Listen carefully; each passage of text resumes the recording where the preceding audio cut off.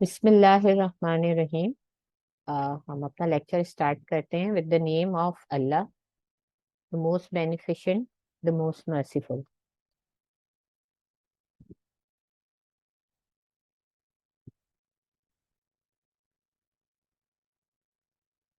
जी, ये दुआ है, पढ़ लीजिए आप लोग ताकि आप लोगों को लेक्चर में समझने में आसानी हो। और लेक्चर जिस पर हम आज बात करेंगे बुक, वो federal board biology grade 9,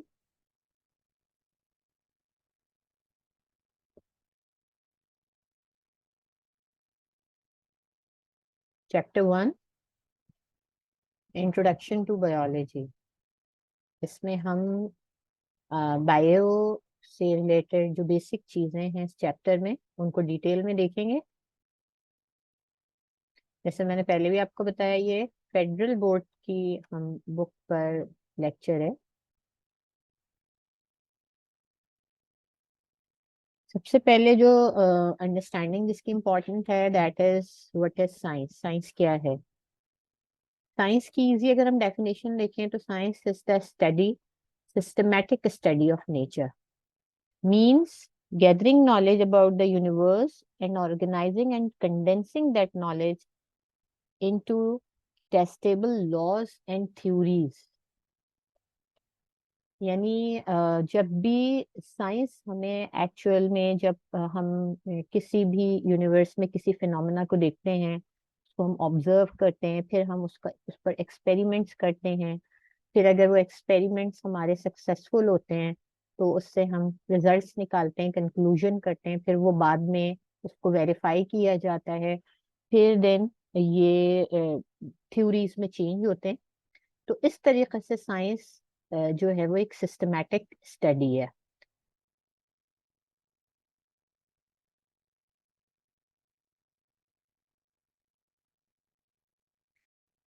science की बायोलॉजी की बेसिक्स में, सॉरी, आपके लिए अंडरस्टैंडिंग जरूरी है कि what is biology. Biology is actually a combination of two Latin words, bio and logi. Bio means living things, logi means study. The study of living things is called biology. So this is the easiest definition जो मैंने आपको बताई है।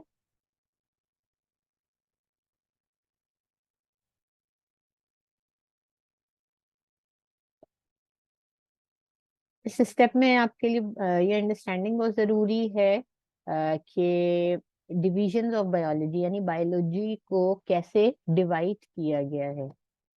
तो main जो biology की divisions हैं वो थ्री हैं: बॉटनी, जोलॉजी एंड माइक्रोबायोलॉजी। पहले जैसे मैंने डेफिनेशन में आई जस्ट टोल्ड यू कि biology is the study of living organism. Living organisms अगर हम अपने यूनिवर्स में देखें तो मेनली प्लांट्स, एनिमल्स और micro organisms. Micro organisms means which you can't see through naked eye, जिनको आप अपनी जो है वो आंख से नहीं देख सकते। तो ये तीन मेजर लिविंग ऑर्गेनिजम्स हैं जो कि हमारे जो वर्ल्ड है इसमें अवेलेबल हैं। ठीक है। तो botany is the study of plants. Zoology. Zoo means animal, and logy means study. So the study of animals is called zoology. Then the third division is microbiology. Of course, the word indicates micro. Micro means small, unicellular, means made up of one cell. So ये जो last division है इसकी microbiology, इसमें हम study करते हैं single cell unicellular organisms को। तो ये तीन जो है वो बायोलॉजी की मेजर डिवीजन्स हैं।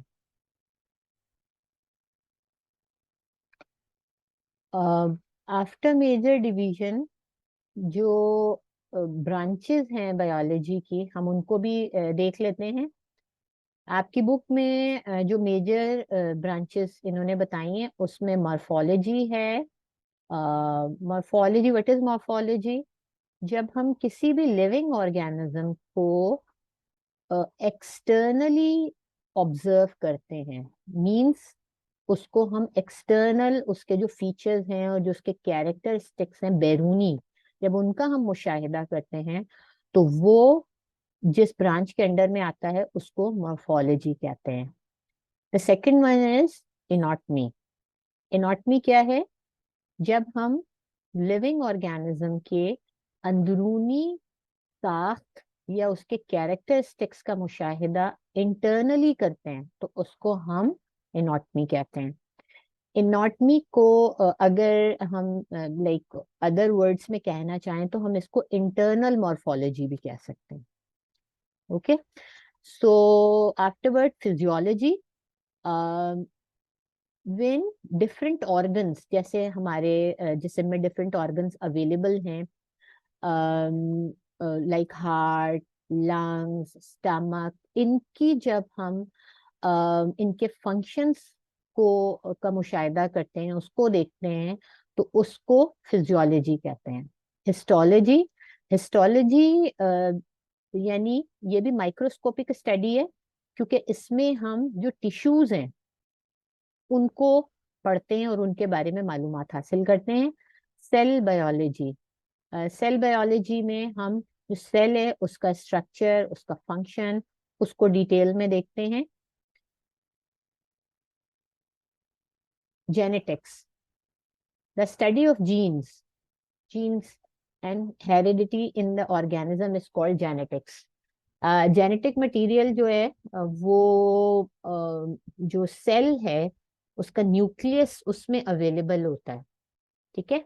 तो उसमें जो है वो उसका जो हम यानी वो खुसूसियात जो माँ बाप से किसी बच्चे में ट्रांसफर हो रही होती हैं, उनकी जो स्टडी है दैट इज कॉल्ड जेनेटिक्स।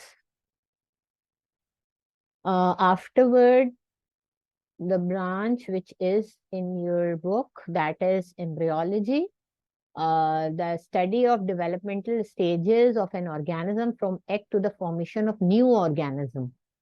यानी जब एक न्यू इंडिविजुअल फॉर्म होता है तो वो of course in the form of egg होता है, ठीक। उसके बाद उसकी डेवलपमेंटल स्टेजेस होती हैं, वो डिफरेंट डेवलपमेंटल स्टेजेस को कवर करके एक पूरा प्रॉपर इंडिविजुअल में चेंज होता है। तो ये जो पूरी स्टडी है इसको एम्ब्रियोलॉजी कहते हैं, ठीक। Palaeontology, fossils, the study of fossils is called palaeontology. Fossils, what are fossils? Fossils are the remains of any living organism।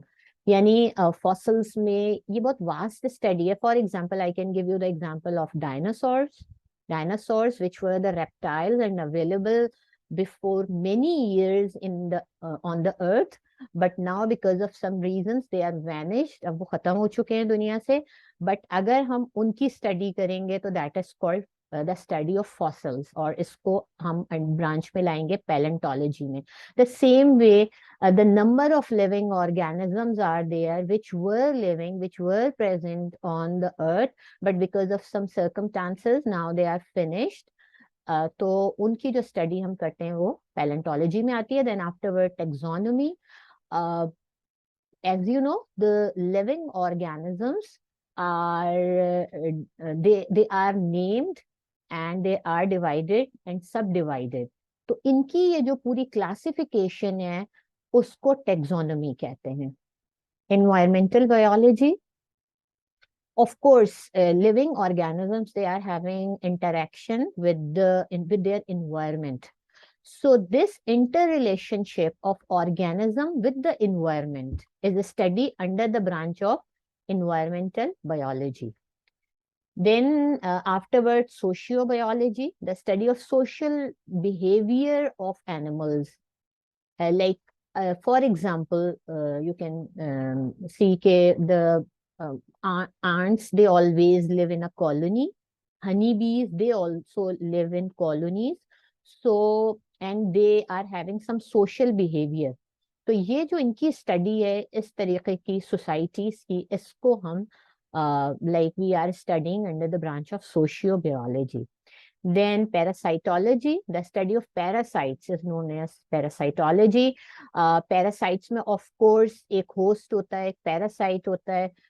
तो इनकी एक डिटेल स्टडी है, and many living organisms they are the parasites. So उसके जरिए हमें बहुत सारी like इस ब्रांच के जरिए हमें बहुत सारी मुफीद मालूमात हासिल होती हैं, स्पेशली जो ये मेडिसिन में जो चेंजेस आ रही हैं और जो एवोल्यूशन आ रहा है, ये सब that is all because of parasitology. So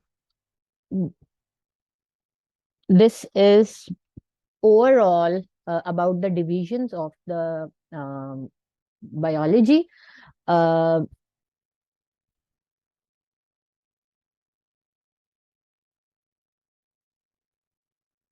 uh, Then afterward, the branch which comes, that is immunology, the ability of the body to protect itself from foreign substances. Means आपको पता है कि हमारे जिस्म में फॉरेन सब्सटेंसेस जो हैं वो एंटर हो जाते हैं, not only in our body, in the body of all living organisms, and then they cause infections to the living organism. So इनको इनसे हमें कौन सी चीज, लिविंग ऑर्गेनिजम्स को कौन सी चीज बचाती है, that is called the immunity. ठीक है। So study of immunity is called the immunology, यानी डिजीजेस से कैसे बचा जाए और क्या ऐसी चीजें की जाएं जिनके जरिए जो है वो हम इन माइक्रोब से जान अपनी छुड़ा सकते हैं। तो ये पूरी स्टडी जो है वो इम्यूनोलॉजी में आती है। अगेन आई विल रिपीट कि ये ओनली मैं लिविंग ऑर्गेनिजम्स की बात कर रही हूँ, मैं सिर्फ इंसानों की या ह्यूमन बींग्स की बात नहीं कर रही हूँ। ठीक है। अच्छा, entomology, that is the study of insects. Insects as you know is also a branch of zoology, और उनकी insects like variety of insects are available, and their study is called entomology. Pharmacology, the science that deals with the drugs, यानी जैसे जैसे वह गुजर रहा है नई नई अद्वियात जो हैं वो दरियाफ्त हो रही हैं, तो इनकी जो स्टडी है वो फार्माकोलॉजी कहलाती है। Then biotechnology, the study of use of different techniques to manipulate the living organism for the benefit of mankind, यानी लिविंग ऑर्गेनिज्म को इंसानों के लिए कैसे फायदेमंद बनाया जाए, उसके लिए ऑफ कोर्स डिफरेंट टेक्निक्स की जरूरत है, डिफरेंट मैनिपुलेशन, डिफरेंट चेंजेस की जरूरत है। तो ये सारी जो चीजें की जाती हैं ये under the branch of biotechnology की जाती हैं। तो this is all about this video. इंशाल्लाह ये है कि आप कोई चीज इसमें स्टिल क्लियर नहीं हो तो आप हमें कमेंट्स में बता सकते हैं। इंशाल्लाह नेक्स्ट वीडियो के साथ दोबारा मिलेंगे। Thank you.